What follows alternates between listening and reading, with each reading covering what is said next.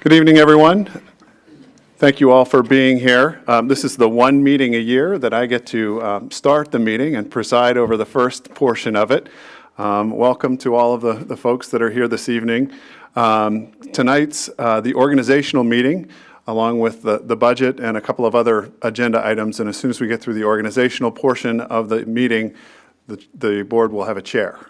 So in the meantime, I get to serve in that capacity. So as we get started this evening, if you all would, Ms. Goodell, would you call the roll, please? Mr. Anderson. Here. Ms. Dimick. Here. Ms. Downs. Here. Ms. Litton. Here. Mr. Reitinger. Here. Ms. Russell. Here. And Mr. Webb. Here. Thank you. Great. Would you please join me for the Pledge of Allegiance? I pledge Allegiance to the flag of the United States of America and to the republic for which it stands, one nation, under God, indivisible, with liberty and justice for all.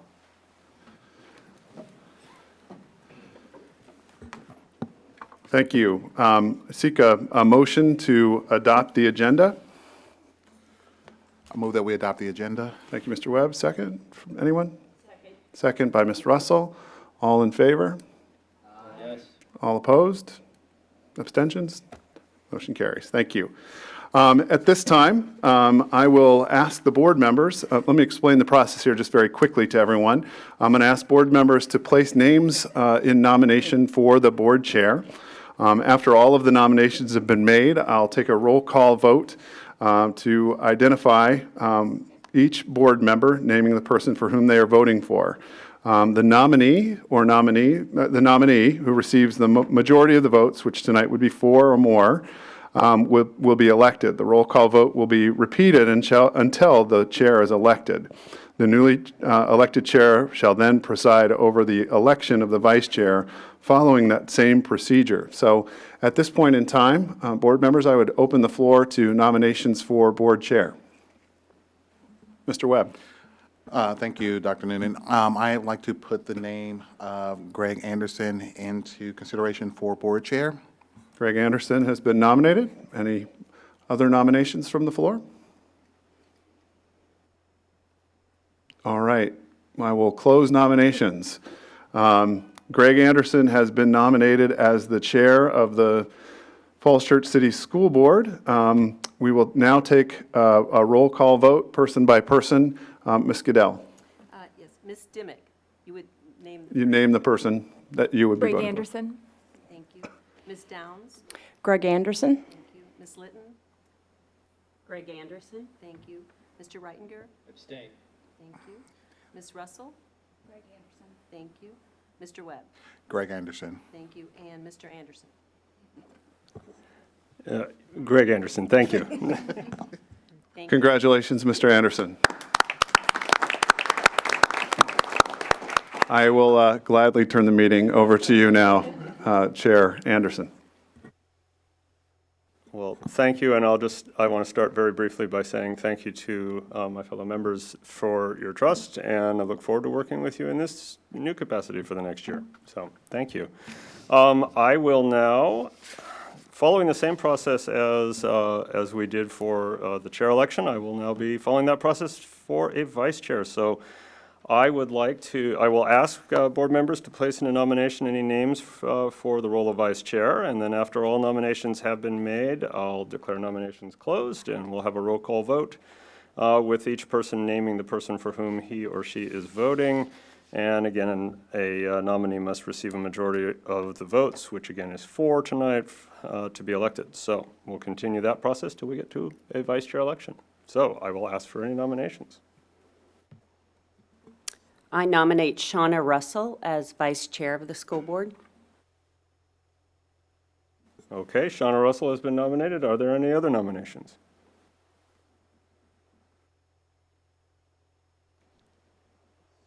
Seeing none, we'll close nominations for vice chair, and I'll ask Ms. Goodell to take a vote, please. Okay.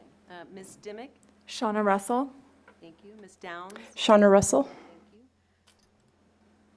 Ms. Litton. Shauna Russell. Thank you. Mr. Reitinger.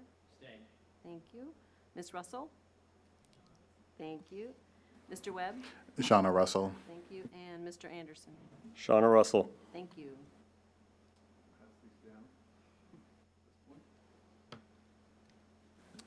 With that, thank you, Dr. Noonan. With that, Shauna Russell has been elected as Vice Chair of the School Board. Congratulations.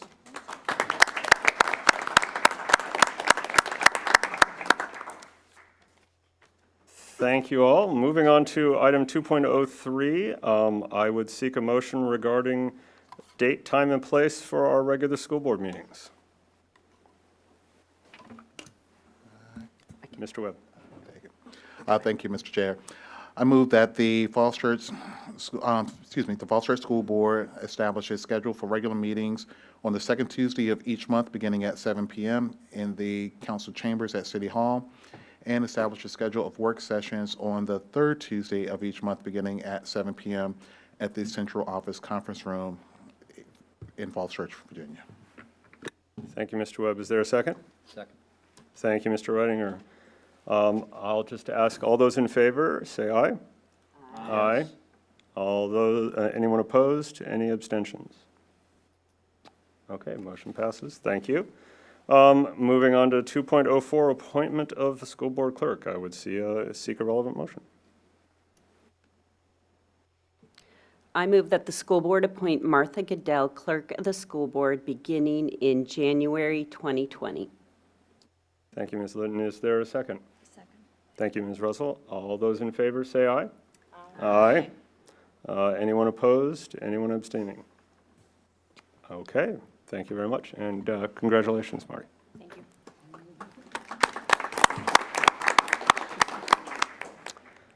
Moving on to item 2.05, there is a recommended action, and I would seek a motion for this action. Mr. Reitinger. Be it resolved that, I move that the school board resolve that. Be it resolved that under the provision of section 22.1122B of the Code of Virginia as amended, Peter Noonan, superintendent, is appointed agent, and Kristen Michael, chief operating officer, is appointed deputy agent to examine and approve claims and to sign warrants for the payment thereof. Be it further resolved that the agent and deputy agent shall furnish a surety bond conditioned upon the faithful performance and discharge of the duties assigned to each such official under section 22.1, 122B in the amount of $100,000, and the premium therefore shall be paid out of school board funds. Thank you, Mr. Reitinger. Is there a second? Second. Thank you, Ms. Litton. All those in favor, say aye. Aye. Any opposed or abstain? And we have a deputy member in the audience. Thank you, that was awesome. All right, moving on then to 2.06, I would seek a motion relating to appointing a designee to attend school board meetings in the absence of the superintendent. Ms. Dimick. I move that the school board designate Chief Operating Officer Kristen Michael to attend school board meetings in the absence of the superintendent, effective through December 30, 2020. Thank you. Is there a second? Second. Thank you, Ms. Russell. All those in favor? Aye. Yes. Aye. Any opposed? Any abstentions? Okay, thank you very much. And moving on then to the last item in our organizational section, 2.07, I would seek a motion relating to the School Board Code of Civility for 2020. I move that the school board approve the adoption of the 2020 School Board Code of Civility as presented. Thank you, Ms. Downs. Is there a second? Second. Thank you, Mr. Webb. All those in favor say aye. Aye. Any opposition or abstention? Okay, motion passes. Thank you very much. And we'll move on to item 3.01, Spotlight Team FCC at PS, and Dr. Noonan. Thank you, Chair Anderson. Good evening, everybody. Again, it's a pleasure this evening to welcome Mr. Hills and Mr. George, Kenny G, affectionately known.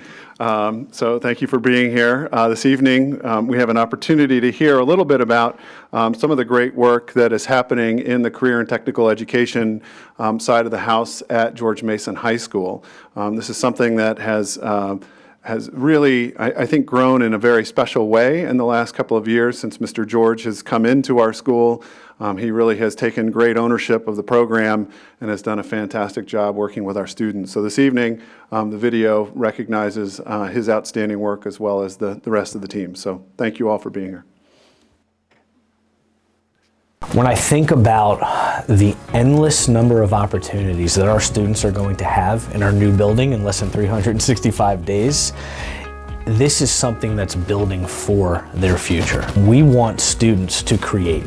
We want students to be able to use everything that we're teaching them now, whether it's in their English class, in their science class, to kind of enhance and extend their learning opportunities. And I think this program is going to lend itself very nicely to us moving into the new building. There was a lot of interest expressed, and kind of water cooler chatting with some of the teachers, like, hey, I'd like to bring more, kind of fabrication, 3D printing, computer-aided design into my curriculum as well, because there's opportunities to kind of engage my students. So I'll meet with a teacher in a different content area, like for example, math or science, and just kind of listen to like what they do. And then, they send me back to my classroom with textbooks, and I spend a lot of time studying the different content areas in this building and finding out ways that I could kind of, come into a particular part of a lesson or an entire unit and provide some sort of beneficial activity that aligns with what they're already doing. In the BC Calculus class with Jen Jason, she's done a unit where she looks at how you can use equations to solve for the volume of an object. So this is something that the students will demonstrate through a project-based assessment where they would previously, historically, build things out of foam core and other crafting materials. But with kind of the advancements of 3D printing and the accessibility to a lot of the stuff, we had conversations about how we could kind of get students introduced to how a solid modeling application like Fusion 360 and 3D printing could be another mode of doing that for students that want to explore that field in a little greater depth. Recognizing that the profile of a graduate requires students to have an exposure of CTE. What we're trying to do at the high school, which is also in line with what we're doing at Mary Ellen Henderson, is to make sure that students are afforded every opportunity inside their class. Even if they're not taking a specific technology class, any class that they walk into, they're going to have that experience. Connection between technology and biology is the neuron. And the neuron runs on electricity, has a lot of parts that do similar things to a circuit board, and Mr. George and I developed a plan for him to teach my class about how to wire a circuitry to mimic that of a neuron. The opportunity for students to apply technology within any course that they're taking is there.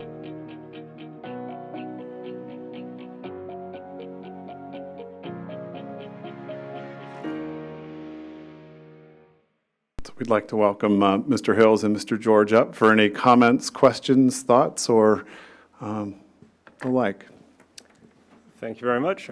Any comments or questions from the board? Ms. Robb. First, thank you very much for what you do with the CTE program. How many students normally are taking advantage of that particular program at any given time during the year? So in the classes that I teach, design and then UV production as well. So I'd say my average course load is 5 sections, so that might be anywhere between 100 and 125 students. However, part of what we've been doing this year is exploring how I can work with other teachers during planning periods that I have or other opportunities where the schedule allows me to bring classes into my room or go into another room, because that's the goal. Is there might be, the engineering design classes, they might not fit in every student's schedule, but that doesn't mean that every student's not interested in what we do in those classes. So I'm trying to find a way to get to every student in the building, whether it's through an English class or a math class, but also to make those connections between what they do in core content areas, because design thinking and kind of the use of technology, it is omnipresent right now and everything they'll do moving forward. So I want them to understand how to apply some of these things with a CTE lens.